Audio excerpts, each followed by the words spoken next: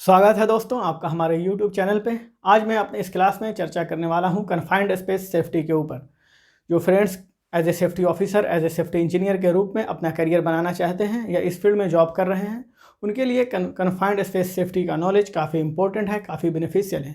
क्योंकि कंपनी में, प्लांट में, इंडस्ट्रीज़ में वर्कर्स को कन्फाइंड स्पेस के अंदर जाकर काम करना पड़ता है और as a safety officer, as a safety engineer आपकी ये रिस्पॉन्सिबिलिटीज़ बनती है कि आप अपने वर्कर्स को, अपने क्रू मेंबर्स को कन्फाइंड स्पेस से रिलेटेड जो हज़ार्ड्स है उससे अवेयर कराएं और उनको प्रिकॉशंस मेजर्स दें ताकि वो सुरक्षात्मक ढंग से अपना कार्य कर सके कन्फाइंड स्पेस के अंदर।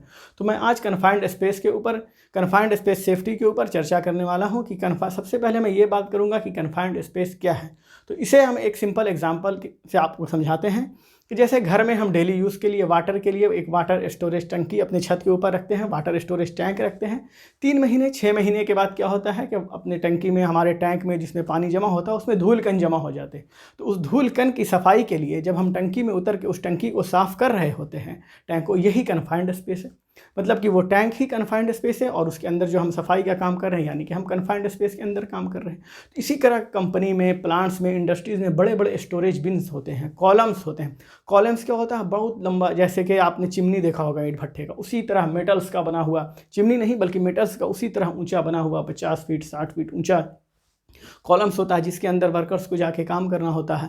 और इसी तरीके से ऑयल एंड गैस प्लांट्स में वेल के अंदर, कुएं के अंदर वर्कर को जाके काम करना पड़ता है, हाउस के अंदर जाके काम करना पड़ता है। तो ये सब कन्फाइंड स्पेस है। वैसे ही हर जगह जिसका एंट्रेंस एग्जिट काफ़ी रिस्ट्रिक्टेड हो, काफ़ी छोटा हो और जिसके अंदर काफ़ी कम स्पेस हो, जिसके यहाँ ऑक्सीजन की कमी हो सकती है, वैसा हर जगह को as a confined space consider किया जाता है। जैसे कि केबल लेइंग के लिए, अंडरग्राउंड वाटर पाइप बिछाने के लिए आप देखते होंगे कि रोड के किनारे लंबा गड्ढा खोदा जाता है जिसे ट्रेंच कहा जाता है। अगर उस ट्रेंच की गहराई भी 1.2 मीटर से ज़्यादा है तो वो भी as a confined space consider किया जाएगा। तो मैं यहाँ पर समझ रहा हूँ कि आप कन्फाइंड स्पेस अब समझ चुके होंगे सही से कि मैंने कन्फाइंड स्पेस किसको कहा। तो कन्फाइंड स्पेस का इंग्लिश में मैंने यहाँ पर डिफिनेशन लिख दिया है। Confined space is not primarily designed for human occupancy, has a restricted entrance or exit, size, location, can become harmful for anyone who enter due to its size, location, substance present in it. तो मैं ये definition जो लिखा हूँ इसका आप screenshot बाद में ले लीजिएगा, इसे आप अपने कॉपी में नोट भी कर सकते हैं।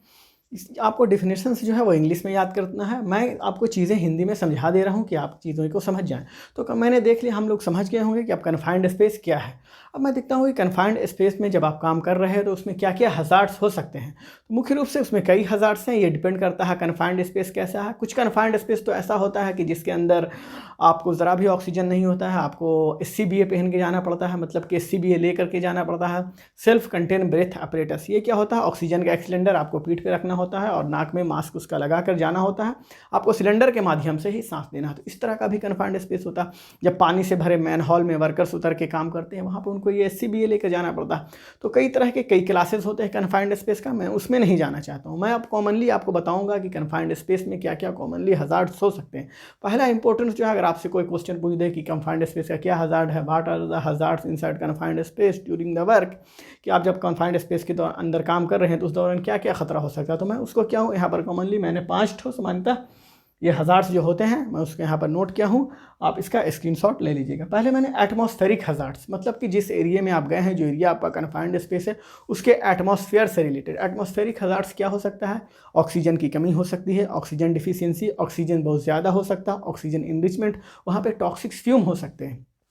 इससे क्या होगा? ऑक्सीजन की कमी होने के से वर्कर अनकॉन्शियस हो जाएगा, मतलब कि बेहोश हो जाएगा, चेत हो जाएगा, मतलब कि उसको, और उसके बाद ऑक्सीजन इनरिचमेंट, ऑक्सीजन ज़्यादा हो जाएगा। एक लिमिट होता है ऑक्सीजन का हमारे वर्क प्लेस पे। जब आप गैस डिटेक्टर लेके कन्फाइंड स्पेस के अंदर काम करेंगे तो उसका है कि 19.5% से लेकर के 23% तक के बीच ऑक्सीजन होनी चाहिए। मतलब मिनिमम जो है 19.5 और मैक्सिमम जो है 23%, परंतु आइडियल पोजीशन जो है वो 20.8%, 20.5% ये ऑक्सीजन होना चाहिए, आपके गैस डिटेक्टर में शो करना चाहिए जब गैस डिटेक्टर लेके, क्योंकि कन्फाइंड स्पेस में जब हम जाते हैं तो गैस डिटेक्टर लेके ही जाते हैं साथ में।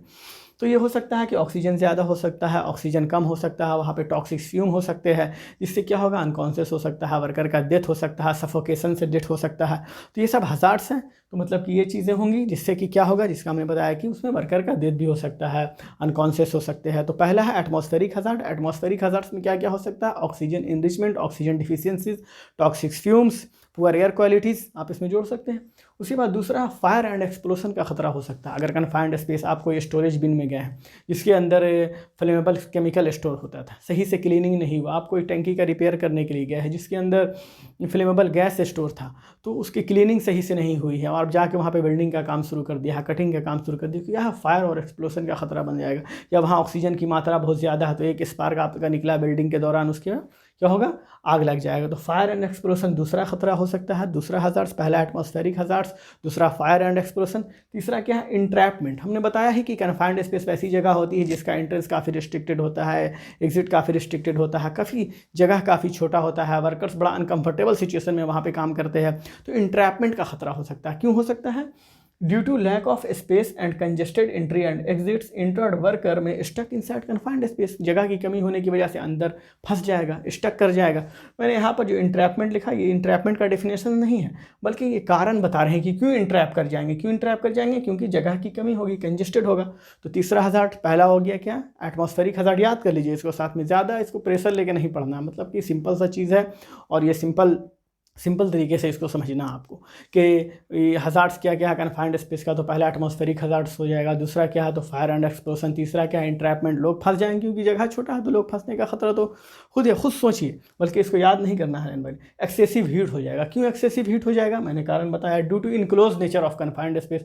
कन्फाइंड स्पेस ऐसा नेचर का होता है कि चारों तरफ से बंद होता है, तो उसमें गर्मी ऑटोमेटिक जनरेट होगी, जिसकी वजह से क्या होगा, हीट स्ट्रोक का खतरा होगा, गर्मी से चक्कर आके गिर सकता है आदमी। टंकी के बारे में सोचिए, टंकी के अंदर रहिएगा तो गर्मी लगेगी तो हीट स्ट्रोक का खतरा होगा या चक्कर आके गिर सकता है आदमी। तो चौथा क्या हो गया, एक्सेसिव हीट हो सकता है, बहुत ज़्यादा हीट।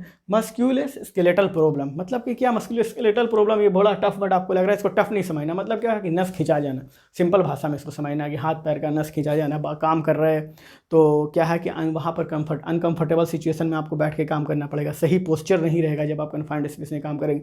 किसी बड़े से पैप के अंदर जाके वेल्डिंग मारना है, वहाँ पर आपको थोड़ी ना कंफर्टेबल तरीके से बैठने का जगह होगा, अनकंफर्टेबली आप वहाँ पर काम करेंगे। तो वहाँ पर क्या होगा, एक वर्ड यूज़ होता है, work related upper limb disorder. Tough नहीं लेना, क्या हो जाएगा, नस खिंचा गया, बैक का पेन, कहीं पे भी पेन हो सकता है आपको, शोल्डर में, ये तो वही लिखा कि मस्कुलोस्केलेटल प्रॉब्लम हो सकता है क्या, due to lack of space of worker working with wrong posture which can become the cause of pain strain in the neck, back, shoulders and.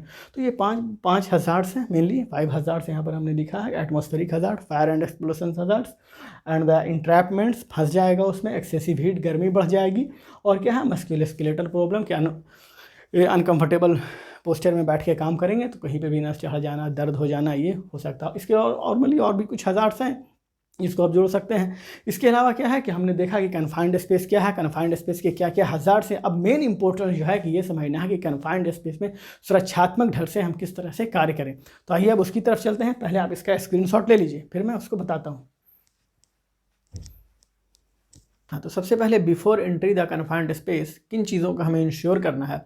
सबसे पहले ये इंश्योर करना है कि confined space, according to the nature of the confined space, हमें risk assessment करना होगा। Risk assessment बहुत इंपॉर्टेंट होता है किसी भी चीज़ का। रिस्क एसेस का मतलब ही होता है आकलन करना, मतलब कि अंदाज़ा लगाना, चीज़ों को देख कर ये अंदाज़ा लगाना इससे कितना नुकसान हमें पहुँच सकता है। जैसे कि एक एग्जाम्पल से रिस्क असेसमेंट को आप समझिए। मैं अगर सिंपल लाइन में इसको समझाना चाहूँ तो कैसे आप समझ सकते हैं कि एक आदमी 5 फीट की ऊंचाई पे से काम कर रहा है, एक आदमी 50 फीट की ऊंचाई से काम कर रहा है। अगर आपसे पूछते हैं कि अगर गिरता है दोनों में से तो ज़्यादा नुकसान किसको होगा, तो नॉर्मल आप बताएंगे कि 50 फीट वाले को, क्योंकि 5 फीट वाला गिरेगा हल्का इंजर्ड होगा, और अगर 50 फीट की ऊंचाई से गिरेगा तो फिर उसका डेथ भी हो सकता। तो इसी तरह से एक एसेस किया, एक आकलन किया हमने। इसी तरह किसी भी काम को करने से पहले एसेस करना होता है कि इसके क्या क्या हज़ार्ड्स है, हज़ार्ड्स अगर हैं तो उसके कंसिक्वेंस क्या हो सकते हैं। तो सबसे पहले कन्फाइंड स्पेस में एंट्री से पहले हमें रिस्क असेसमेंट करना है कन्फाइंड स्पेस का। उसके बाद जो उसके आउटपुट्स आते हैं उसको पूरी तरीके से इम्प्लीमेंट्स करना है कि हर जहाँ तक हो सके उसको हमको हज़ार्ड्स को मिनिमाइज़ करना। पहले रिस्क असेसमेंट पे ध्यान देना। अगर आप अभी जॉब कर रहे हैं, अपने कन्फाइंड स्पेस एरिया को मॉनिटर कर रहे हैं किसी वर्क को, तो आप वहाँ पर रिस्क असेसमेंट चेक कर सकते हैं कि वहाँ पे क्रू मेंबर्स के पास जो है सुपरवाइज़र है उसके पास रिस्क असेसमेंट है कि नहीं। रिस्क असेसमेंट होना काफ़ी ज़रूरी होता है। सबसे पहले रिस्क असेसमेंट चेक करेंगे, उसके बाद फिर इमरजेंसी रेस्क्यू प्लान बनाना है कि अगर उस कन्फाइंड स्पेस में काम करते वक्त कोई इमरजेंसी हो जाती है तो उसको किस तरीके से रेस्क्यू करना है, इसके लिए एक प्लान होना चाहिए। तो दूसरी चीज़ क्या है, इमरजेंसी रेस्क्यू प्लान। मैंने यहाँ पर कुछ चीज़ों को हाईलाइट कर दी है, ऐसे मैं चीज़ें आपको बोल के समझा दूंगा। तो पहली चीज़ क्या है कि रिस्क असेसमेंट करना है। दूसरी चीज़ इमरजेंसी रेस्क्यू प्लान मुझे तैयार करना है कि अगर इस कन्फाइंड स्पेस में काम करते वक्त कोई हादसा हो जाए, कोई इमरजेंसी हो जाए, तो किस तरह से वर्कर्स को रेस्क्यू करना है। उसके बाद क्या करना है कि सारे वर्कर्स जो भी एंट्री करना है, जिनको भी एंट्री करना है उस कन्फाइंड स्पेस में अंदर जाकर काम करना है, उसको ट्रेनिंग देना है उस कन्फाइंड स्पेस के अकॉर्डिंग कि इसमें जाके किस तरीके से काम करना है। उनको एक ट्रेनिंग कंडक्ट करवाना है, उनको ट्रेन करना है, उनको वर्क रिलेटेड जो भी उसके अंदर हज़ार्ड्स हो सकते हैं, एसोसिएटेड हज़ार्ड्स, उससे अवेयर करना है और उसके कंट्रोल्स मेजर को बताना है। तो यानी सारे क्रू मेंबर्स जो भी काम करने वाले हैं उनको ट्रेनिंग देना है और हज़ार्ड से अवेयर करना है, ट्रेन करना है। ओके, तो ये 3 चीज़ें हो गई। और उसके बाद फिर कि जो भी कन्फाइंड स्पेस है आपका, मान लिया आप किसी स्टोरेज बिन में जाके काम करना है वर्कर्स को, तो क्या है कि वो मेन लाइन से आइसोलेट है कि नहीं, इस चीज़ पे ध्यान देना कि जैसे कि अगर वो मेन लाइन से जुड़ा हुआ उसमें वाटर आ रहा है या कोई केमिकल्स आ रहा, अगर वहाँ से आप मेन लाइन से उसको आइसोलेट नहीं करेंगे तो काम के दौरान हो सकता है कि फिर उधर से फ्लो शुरू हो जाए जिससे वो भरने लगे, तो एक इंसिडेंट हो सकता है। इसलिए आइसोलेशन बहुत ज़रूरी है कन्फाइंड स्पेस में काम करने समय। आइसोलेट आपको एनी हाउ कन्फाइंड स्पेस को करना होता है, मेन लाइन से उसको प्रॉपरली कट करना होता है, इस चीज़ को इंश्योर करना है। उसके बाद क्या है कि हमें क्लीनिंग पे ध्यान देना है कि क्लीनिंग होनी चाहिए। जैसे कि कन्फाइंड स्पेस, मान लिया कोई स्टोरेज बिन है, कोई स्टोरेज टैंक है, उसके अंदर कोई फ्लेमेबल लिक्विड्स स्टोर था, कोई हज़ार्डस लिक्विड स्टोर था, कोई केमिकल स्टोर था, तो उसकी क्लीनिंग हुई है कि नहीं एंट्री से पहले, इस चीज़ को इंश्योर करना। अगर नहीं तो उसको क्लीन करवाना किसी फ्लैशिंग के द्वारा, मतलब कि क्लीन होना चाहिए। क्योंकि आप अगर जाके उसके अंदर वेल्डिंग कटिंग का काम करेंगे तो स्पार्क से अगर फ्लेमेबल गैस स्टोर होगा या फ्लेमेबल केमिकल्स कुछ होंगे तो उससे क्या है कि वहाँ पर आग लगने का खतरा हो जाएगा, या फिर वो हज़ार्डस केमिकल है आपके बॉडी से टच हो जाएगा तो इरिटेशन हो सकता है। तो क्लीनिंग बहुत ज़रूरी है, कन्फाइंड स्पेस प्रॉपरली क्लीन होना चाहिए आपके एंट्री से पहले। और उसके बाद क्या है कि वेंटिलेशन का पूरा आपको अरेंजमेंट करना होगा वहाँ पे, क्योंकि कन्फाइंड स्पेस में नॉर्मली जो है पुअर एयर क्वालिटीज़ होती है जिसकी वजह से हज़ार खतरे हो सकते हैं, कुछ हज़ार्ड्स हो सकते हैं। इसके लिए वेंटिलेशन का अरेंजमेंट करना है। वहाँ पर वेंटिलेशन किसी भी माध्यम से हो सकता है, फ़ैन का या लाइटिंग, क्योंकि पुअर लाइटिंग होगी, इल्यूमिनेशन नहीं होगा प्रॉपरली, क्योंकि वो कन्फाइंड स्पेस है, इनक्लोज्ड नेचर है उसका, चारों तरफ से घिरा हुआ, तो इसलिए वहाँ पर लाइटिंग का भी प्रॉपर अरेंजमेंट होना चाहिए, क्योंकि डार्क कंडीशन में आप काम नहीं कर सकते, तो इसलिए प्रॉपर लाइटिंग होनी चाहिए। लाइटिंग के बाद क्या है, गैस टेस्ट। गैस टेस्ट सबसे इंपॉर्टेंट है कन्फाइंड स्पेस में। एक गैस डिटेक्टर रहेगा, बिफोर एंट्री हमको गैस टेस्ट करना है और गैस टेस्टर साथ में रख के जाना, बल्कि साथ में लेके जाना। सारे क्रू मेंबर्स जो भी जाएंगे कन्फाइंड स्पेस के अंदर वो गैस टेस्ट रखेंगे। गैस टेस्ट में क्या है, 4 चीज़ें पे हमें ध्यान देना है। पहली चीज़ तो ऑक्सीजन का जो पोजीशन होना चाहिए, मतलब ऑक्सीजन का जो परसेंटेज होना चाहिए वो 20.5% या 20.8% ये आइडियल पोजीशन होना चाहिए। और अगर नहीं तो इन बिटवीन जो है वो 19.5% से लेकर के 23% तक मैक्सिमम हो सकता है और मिनिमम 19.5% तक हो सकता है। तो इस पे ध्यान देना है पहले ऑक्सीजन के लेवल पे। उसके बाद इस इंश्योर करना है कि LEL 0 होना चाहिए, H2S 0 होना चाहिए और CO2 0 होना चाहिए।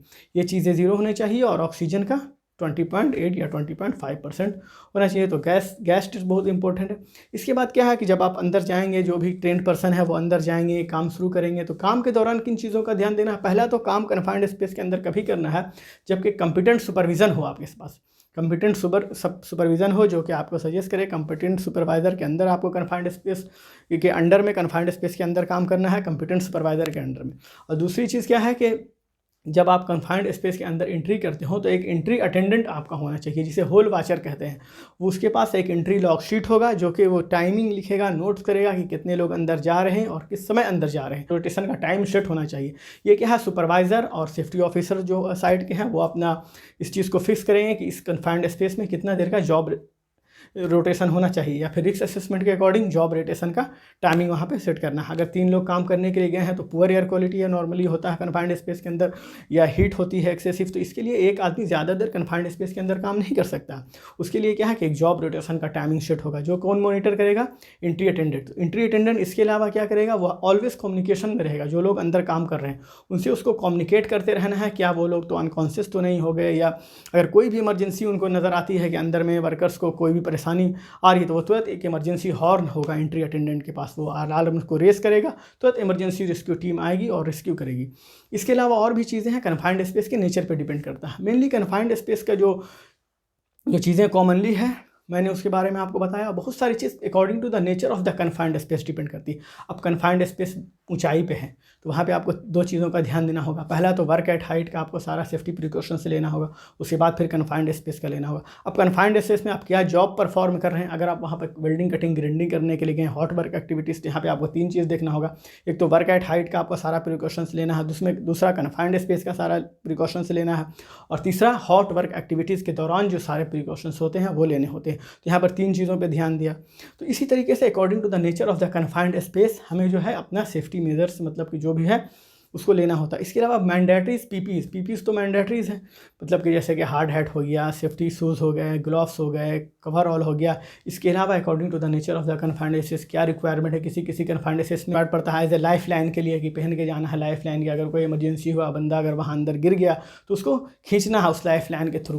तो इन सब चीज़ें को अरेंज करना होता है। ये मैं जो भी बातें आपको बताया कन्फाइंड स्पेस के बारे में, ये जितने भी उसके हज़ार्ड्स है या फिर ये प्रिकॉशंस मेजर हैं, ये मैं किसी बुक से रिटन या लिख के नहीं बता रहा हूँ, बल्कि जो मैंने एक्सपीरियंस किया है इंडिया में या मिडिल ईस्ट में जॉब के दौरान जिन चीज़ों को मैंने देखा और मैंने जिन चीज़ों को ऑब्जर्व किया, वही चीज़ें आपके साथ शेयर किया हूँ इस कन्फाइंड स्पेस के अपने पूरे लेक्चर में हमने। तो मैं आपसे कहूँगा कि अगर आपको हमारा वीडियो अच्छा लगा हो तो इसे लाइक करें, सब्सक्राइब करें और हमारे साथ जुड़े रहें, क्योंकि मैं इसके बाद सारे टॉपिक्स पे वीडियो अपलोड करूँगा, चाहे वो स्काफोल्ड सेफ्टी हो, वर्क एट हाइट सेफ्टी हो, क्रेन सेफ्टी हो, वर्क इक्विपमेंट सेफ्टी हो, इलेक्ट्रिकल सेफ्टी हो, या फिर जितने सारे भी टॉपिक्स हैं सबके वीडियो मैं अपलोड करूँगा।